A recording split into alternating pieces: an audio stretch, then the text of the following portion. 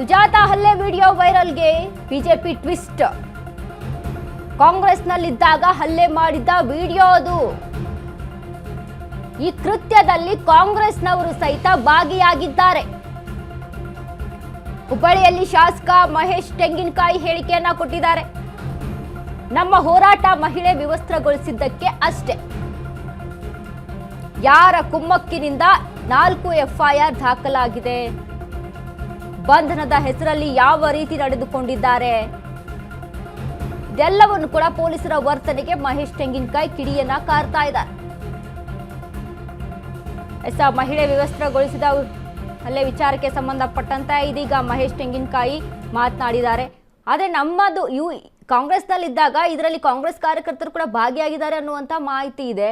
ಆದರೆ ಇದು ಬಿಜೆಪಿಯಲ್ಲಿ ಇದ್ದಾಗ ಅಲ್ಲ ಅನ್ನುವಂಥ ಮಾತು ನಾನು ಆಗ್ಲೇ ಹೇಳಿದೆ. ಬಿಜೆಪಿನೋ ಕಾಂಗ್ರೆಸ್ಸೋ ಆ ವ್ಯಕ್ತಿ ಅಂತವ್ರು ಅನ್ನೋದು ಇಲ್ಲಿ ಇಂಪಾರ್ಟೆಂಟ್ ಆಗುತ್ತೆ. ಈ ಕೃತ್ಯಕ್ಕೆ ನಾನು ವಿಡಿಯೋ ರಿಲೀಸ್ ಮಾಡಿರ್ತಕ್ಕಂಥ ಕಾಂಗ್ರೆಸ್ ಪಾರ್ಟಿಗೆ ಬಹಳ ಸ್ಪಷ್ಟವಾಗಿ ಕೇಳಕ್ಕೆ ಇಚ್ಛೆ ಪಡ್ತೇನೆ.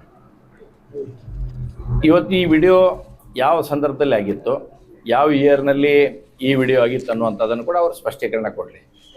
ಯಾಕಂದರೆ ನನಗೆ ಈಗ ಸಿಕ್ಕಿರ್ತಕ್ಕಂಥ ಮಾಹಿತಿ, ಫಸ್ಟ್ ಇನ್ಫಾರ್ಮೇಷನ್ ನನ್ನ ಕಡೆ ಬಂದಿರತಕ್ಕಂಥದ್ದಂದರೆ, ಆ ಸಂದರ್ಭದಲ್ಲಿ ಇವರೆಲ್ಲರೂ ಕಾಂಗ್ರೆಸ್ ಪಾರ್ಟಿಯ ಕಾರ್ಪೊರೇಟರ್ ಜೊತೆನೇ ಇದ್ರು. ಇವರೆಲ್ಲರೂ ಕಾಂಗ್ರೆಸ್ ಪಾರ್ಟಿಯಲ್ಲೇ ಇದ್ರು, ಇವರು ಅಷ್ಟರು ಕೂಡ.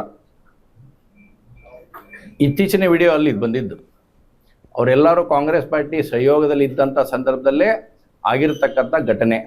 ಹಾಗಾದರೆ ಕಾಂಗ್ರೆಸ್ ಪಾರ್ಟಿಯ ಏನು ವಿಡಿಯೋನ ಬಿಡುಗಡೆ ಮಾಡ್ಯಾರ, ಕಾಂಗ್ರೆಸ್ ಪಾರ್ಟಿ ಏನು ನಾಯಕರಿದ್ದಾರ, ಈ ಕೃತ್ಯಕ್ಕೆ ಅವರು ಭಾಗಿನ ಅಂತಕ್ಕಂಥದ್ದು ಮುಂದಿನ ಪ್ರಶ್ನೆ ಬರುತ್ತೆ. ಹೊಳ್ಳಿ ವಾಪಸ್ ನಮಗೆ ಭಾರತೀಯ ಜನತಾ ಪಾರ್ಟಿ ಭಾಳ ಸ್ಪಷ್ಟವಾಗಿ ನಾವು ಸ್ಪಷ್ಟತೆಯನ್ನು ಹೊಂದಿದ್ದೇವೆ.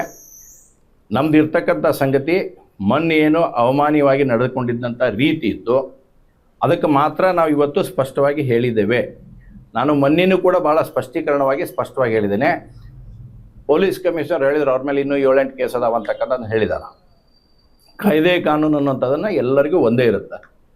ನೀವು ಕಾನೂನು ಅಡಿಯಲ್ಲಿ ಅವ್ರಿಗೆ ಶಿಕ್ಷೆ ಆಗಲಿ, ನಮ್ಮದೇನು ಅಭ್ಯಂತರ ಇಲ್ಲ. ನಾವೇನು ಅದ್ರ ಬಗ್ಗೆ ಏನು ಹೋರಾಟ ಮಾಡುವಂಥ ಪ್ರಶ್ನೆನೂ ಇಲ್ಲ.